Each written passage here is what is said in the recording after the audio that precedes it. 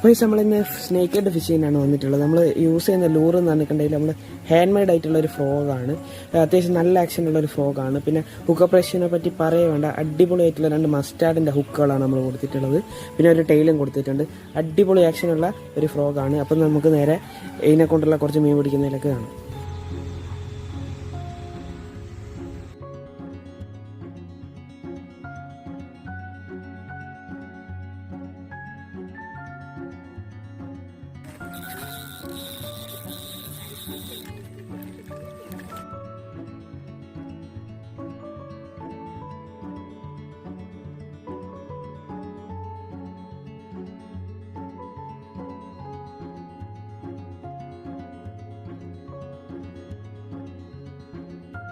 അപ്പോൾ നമുക്കിത് hand made ലൂറിൽ ഒരു അടിപൊളി കൈച്ചിൽ അടിച്ചിട്ടുണ്ട്.